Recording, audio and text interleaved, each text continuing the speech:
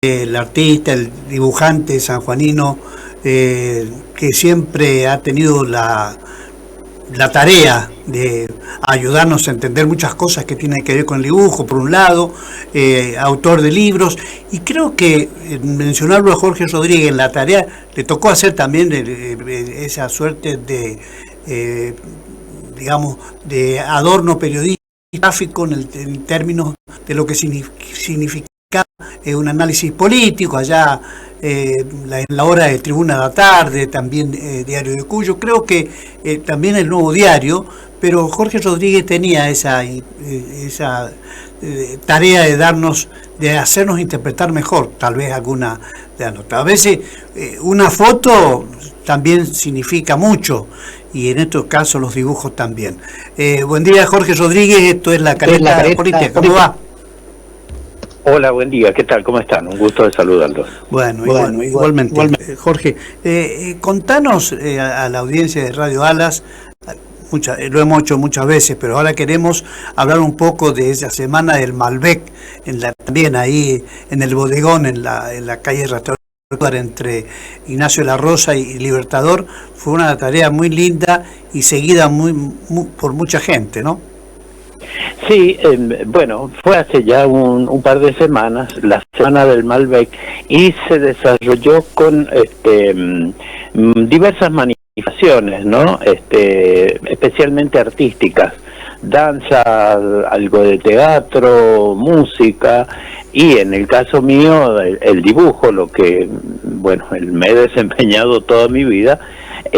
A mí me tocó estar en el bodegón, y en otros, ha sido en diversos lugares, en la ciudad y en los departamentos. En Santa Lucía ha habido, en realidad han sido varios locales los que han adherido a esta fiesta del Malbec, a esta semana del Malbec. A mí me tocó ahí en el departamento de Rivadavia, dos locales, uno en Ivón Barú de Cuatropani y Rastreador Calíbar, y el otro, que se llama El Negro, y el otro está en el Rastreador Calíbar, también cerca de Ignacio de la Rosa, entre Ignacio de la Rosa y Libertador. Y bueno, fue una experiencia muy linda. Claro. Sí. Sumado a otras experiencias, también recuerdo perfectamente tu aparición también ahí en la biblioteca Franklin, ¿no? También fue una linda jornada esa, ¿no? Sí, también. Han sido varias actividades en las que, bueno, como vos dijiste en la introducción, muy acertado el comentario que decía que uno hace una especie de ornamento de algunas cosas. Sí. En el caso mío, uno hace ese ornamento, adorna, hace más digerible, hace más amena, ya sea una columna periodística política, ya sea cualquier otro tipo de manifestación, de opinión. Bueno, uno le pone trata de ponerle ese ornamento, ese adorno, para hacerlo o más llevadero o más entretenido al asunto, ¿no? Claro. Me tocó trabajar contigo en Tribuna de la Tarde ya. Me acuerdo perfectamente que hacíamos el análisis político los fines de semana, y por supuesto ahí teníamos que estar digamos, comentándote qué queríamos hacer, y bueno, en función de ese razonamiento conjunto aparecían estos dibujos que eran muy bien digeridos por una cantidad de lectores que seguía de cerca la política. Y bueno, esto es la tarea de otros dibujantes argentinos que también dedicaban su tiempo en esto, trabajaron de eso, por supuesto, y naturalmente es un adorno que sin eso parecía que no era realmente un comentario político, no era un análisis, sino hacía falta ese dibujo, pues. Esa era, digamos, la estampa que tenía que tener para hacer digamos, de los componentes que tiene un análisis político, el del dibujo era muy integrante de eso, es decir, había una necesidad de tener ese dibujo, ¿no? Sí, sí, yo lo creo. Bueno, estuvieron muy acertados en elegir esa vertiente, digamos, la vertiente gráfica en una columna política, en un análisis textual. Y como bien vos decías, bueno, estamos hablando de hace 40 y pico de años, vos eras muy jovencito, y yo también, y bueno, era toda una novedad que existiera en un diario de provincias, digamos, no de grandes capitales, de una gran urbe, sino en un diario provincial, agregarle ese condimento, ese ornamento, como decíamos, a una columna política. Y era una forma también de que el dibujante, el ilustrador, en el caso de la columna política, pusiera parte de su opinión política, agregando algún detalle al personaje. Generalmente eran caricaturas políticas, caricaturas de personajes políticos locales o nacionales o internacionales también. Entonces uno ponía parte de su opinión en un rinconcito muy discreto, para no desmentir el espíritu general de la nota, ¿no es cierto?, hacia dónde se apuntaba. Pero era un pequeño divertimento que tenía uno. En mi caso era así, yo me divertía agregando algunos detallitos a los personajes políticos, ¿no?, o alguna crítica, y como siempre que no desmereciera o que no estuviera reñido con el espíritu o con el enfoque periodístico de cada columna, ¿no? Estamos hablando con Jorge Rodríguez, un dibujante sanjuanino que siempre nos ha estado acompañando en los distintos lugares donde le ha tocado trabajar, y contarle a la audiencia de Radio Alas de tu tarea también con algunos libros que te tocó también producir, y que esto también forma parte de tu tarea. Sí, gracias por darme esa oportunidad. Sí, hace muchísimos años, 24 años, arrancamos con mi esposa haciendo una revista de historietas locales, de 24 páginas, con episodios históricos locales. Entonces, bueno, ahí se narraban diversos episodios, digamos, de la vida política tan ajetreada y tan virulenta y tan fogosa de San Juan, de hace, no sé, 90 años, digamos, el golpe que derrocó a Federico Cantoni, el asesinato de Amable Jones, personajes legendarios de acá, locales o regionales, como Santos Guayama, Martina Chapanay, en fin, todo ese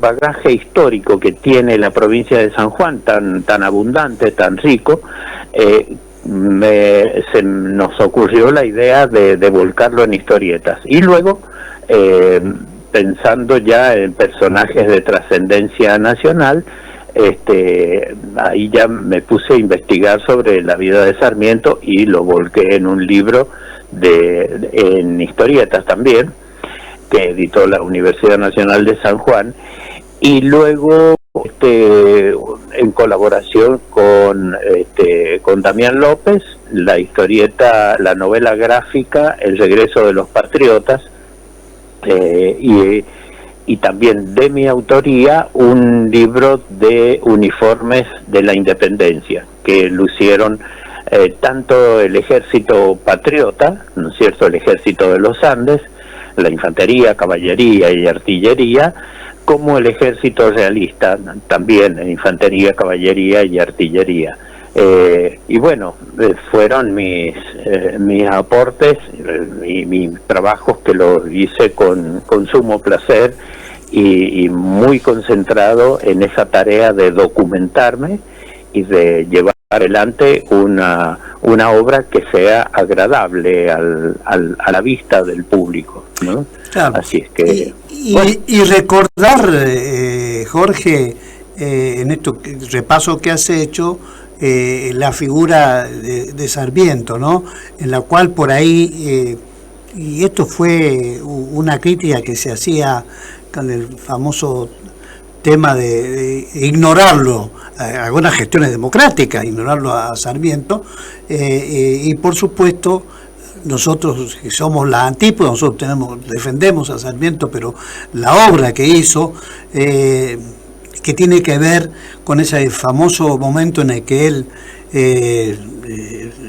investigó, trató de hacer investigar la cantidad de alfabeto que teníamos, y bueno, eso derivó en la construcción de escuelas, y fue una tarea en la cual lo llevó a Sarmiento a un reconocimiento internacional, ¿no? Sí, efectivamente, justamente a propósito de sopesar, de analizar, de hacer un corte y una vista del estado educativo o educacional de la República, que estaba muy recientemente armada como tal, una nación con su propia constitución y su código civil, e hizo el primer censo que se hizo en nación. En 1869 era un censo en el que trataba de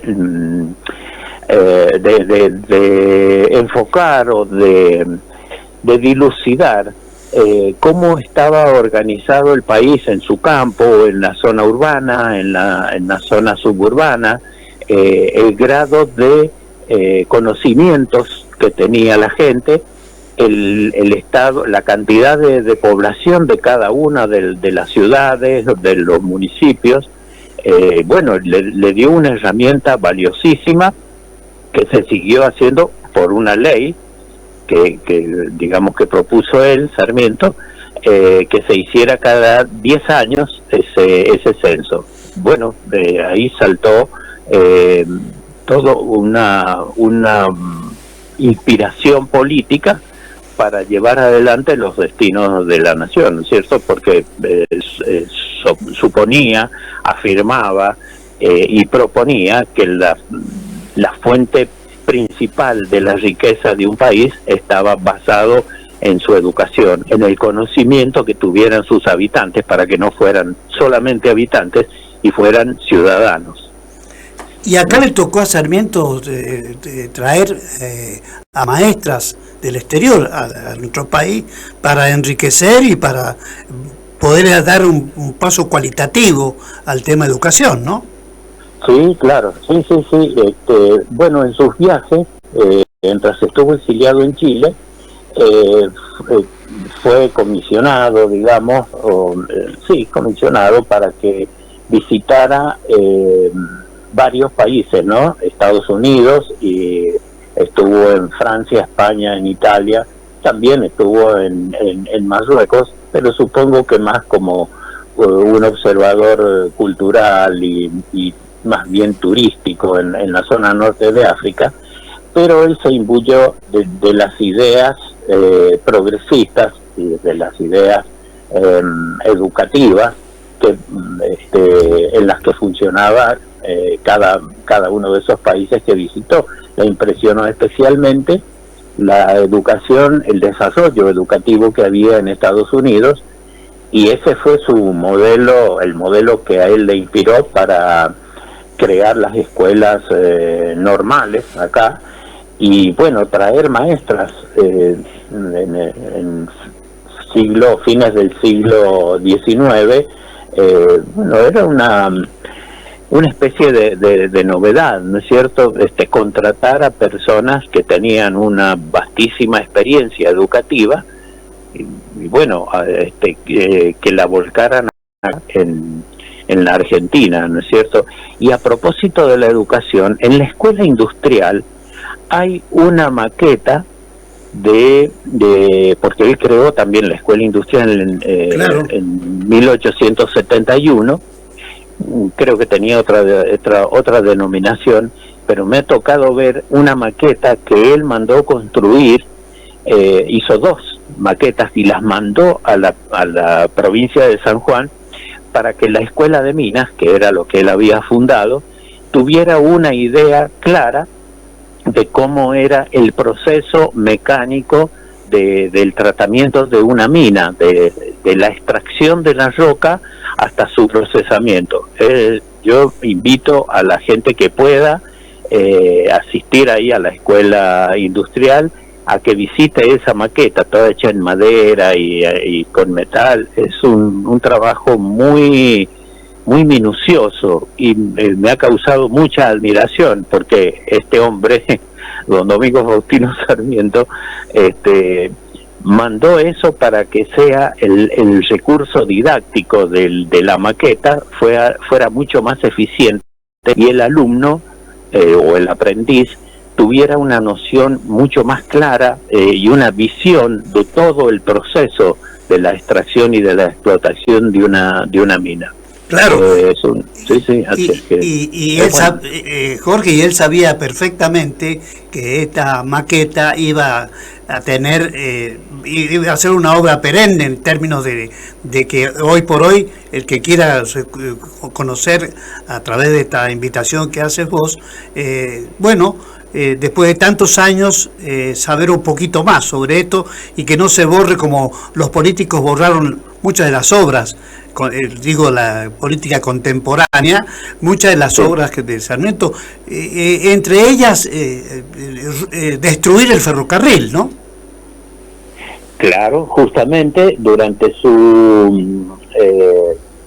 la presidencia de Roca, o durante la presidencia de Sarmiento consiguió unir vía el telégrafo, digamos, claro, unir todo el continente de Australia, Nueva Zelanda, la parte asiática que contaba con el telégrafo, y unirlo con con América, y conectarlo también con Occidente, digamos, con Europa.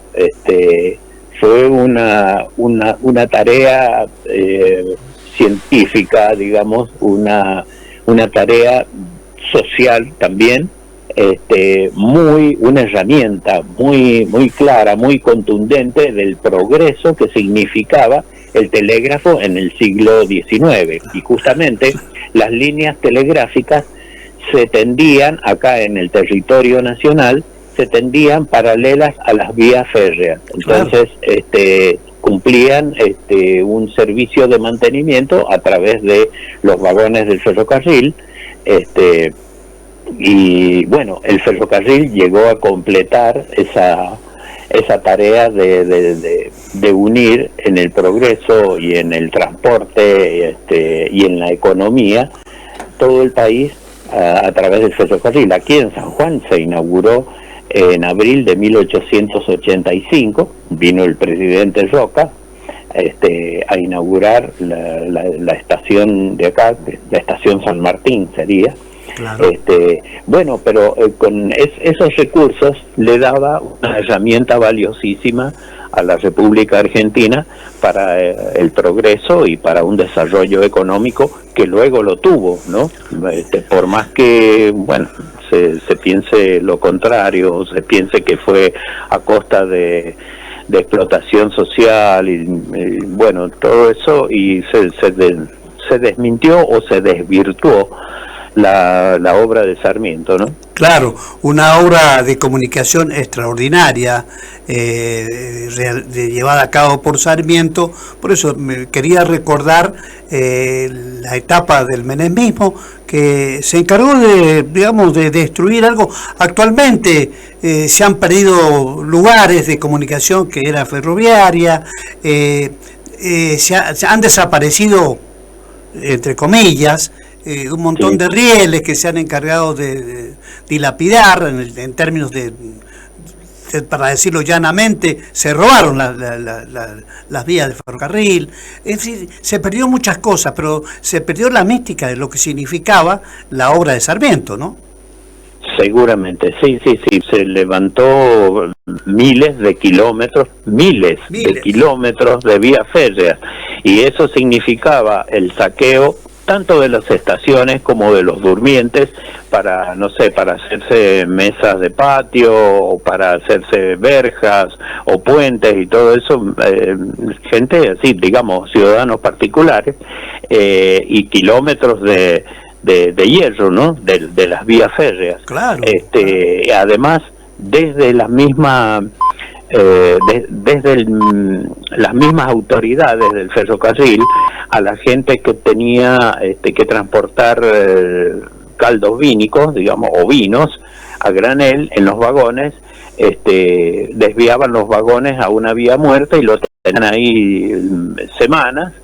Entonces le decían al propietario del vino, y hágale un juicio al Estado, los mismos del ferrocarril. Entonces, bueno, era una cosa así, una grosería escandalosa durante la época del menemismo, todo ese saqueo y esa con la anuencia del mismo gobierno, no diré del Estado, pero sí del gobierno, ¿no? Con el ámbito, con el espíritu de privatizar o de hacer negocios con los amigos. Claro. Digámoslo así. Sí, y tenía, yo me acuerdo, una legitimación judicial, porque venían hasta en los juzgados federales, que era el ámbito donde debían plantearse estas cosas, donde se trataba en algunos casos de legitimar el afano. Sí. Entonces había un trámite diciendo que esto iba para, qué sé yo, para lo que la política es dable esperar. Pero no quería dejar de considerar la cuestión ferroviaria, porque por ahí, no sé, hace 2 o 3 años atrás, creo que 2 años atrás, apareció el gobierno de San Juan buscando un atajo importante para, bueno, rediseñar desde Albardón, creo un poquito más allá, no solamente vías, sino trenes, aprovechando la importancia que tiene mandar un tren de agrupamiento, que se llamaba, y se mandaba muchas cosas con, digamos, con resultados económicos distintos. Bueno, hoy por hoy nadie le da continuidad a eso, y sería interesantísimo, ¿no?, que pudiesen los sanjuaninos transportar distintos tipos de mercaderías, productores. Es decir, creo que perder la comunicación ferroviaria es el peor daño que se le hizo a generaciones y generaciones de argentinos, que no solamente disfrutaron, sino que pudieron tener la chance de explotar alguna industria de comunicación y con resultados positivos, ¿no? Seguramente, teniendo en cuenta que cada vagón que ha habido en el ferrocarril argentino cargaba alrededor de 63 toneladas. Cada vagón, si uno, y era, pongámosle, 20, 30 vagones o 40, no sé cuántos, pero imaginemos 60 toneladas por 20 o 30 vagones, todos arrastrados por una sola locomotora. Claro. En una vía férrea exclusivamente para el ferrocarril, sin perturbar la circulación en las rutas. Bueno, hay que hacer un análisis, sopesar y ver cuáles eran las ventajas y cuáles son las ventajas de un ferrocarril en un lugar, en un país tan extenso, ¿no es cierto?, que tiene muchísimos kilómetros cuadrados de zonas despobladas, y bueno, todo eso se cambió por el transporte en rutas, ¿no? Claro. Cuando tenemos también en Alemania que hay transporte por camiones, pero esos camiones son subidos a vagones donde hacen en trenes que hacen el recorrido más largo, y el camión baja de ese vagón y hace la distribución más cercana sin entorpecer digamos, la circulación del tránsito vial en las rutas, ¿no? Claro. En Europa se privilegia muchísimo la cuestión ferroviaria. Los trenes, a vos te ha tocado viajar a Italia. has estado conociendo justamente muchas de las cosas que realmente ellos disfrutan porque tienen otra mentalidad y otra idea de cómo, sí. Y no están pensando tanto en cómo afanarse cosas, sino en cómo producir lo mejor para el pueblo, ¿no? En este caso lo conoces ahí in situ cuando has viajado y te das cuenta de la importancia que tiene el ferrocarril en todas sus expresiones, ¿no? Sí, exactamente, sí, y una eficiencia digamos, diferencias de segundos, ¿no? No hablemos de minutos o de horas de atraso de un tren, o de una formación. Sí, es muy eficiente porque, bueno, ya hasta el transporte aéreo está tratando de bajársele un poco los decibeles por la contaminación que pueden producir los aviones en el aire, en la atmósfera, y bueno, hay una sobrecarga de transporte aéreo que bien la puede suplantar con mucha eficiencia el ferrocarril, porque además se desarrollan locomotoras o sistemas de ferroviarios mucho más rápidos, ¿no es cierto? Claro. Trenes que te pueden circular a 150, 200 o 340 kilómetros por hora, claro, como si nada. Eso te ahorra mucho tiempo. Así es que, bueno, estábamos hablando de lo que hemos sido y ya no somos, ¿no? Sí. Durante gobiernos supuestamente nacionales y populares, donde la eficiencia se veía mal, o sea, importaba más el negocio de los amigos que la valoración social de los ciudadanos argentinos, ¿no es cierto? Claro, y a reconsiderar todos los días el testimonio que tenemos que dar siempre a Domingo Faustino Sarmiento, ¿no? Del telégrafo al WhatsApp, si querés, para, sí, digamos, hacer una metáfora respecto de lo que sirvió el telégrafo en la época de Sarmiento y lo que sirve también esta modernidad que tiene que ver con Internet, con WhatsApp y con toda la parafernalia que tiene que ver también, sí, ¿no es cierto?, con sí, el avance, sí, y el progreso.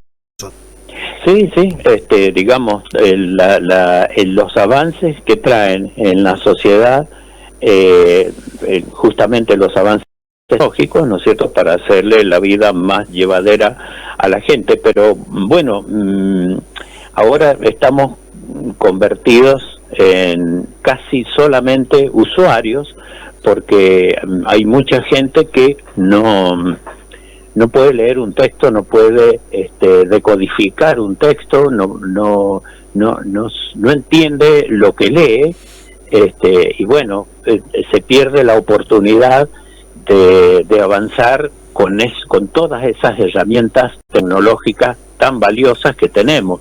Y bueno, el mismo Sarmiento escribía: todos los problemas son problemas de educación. Claro, tal cual.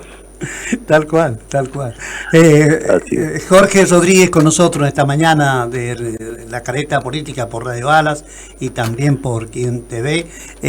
Muchas gracias, Jorge, por estos minutos. Creo que quisimos recordar el Malbec, pero nos acordamos de Sarmiento. ¿Pero por qué? Porque también ese Malbec, alguna vez vamos a hacer una nota sobre lo que hizo Sarmiento, también pensando en la industria vitivinícola. Gracias, Jorge.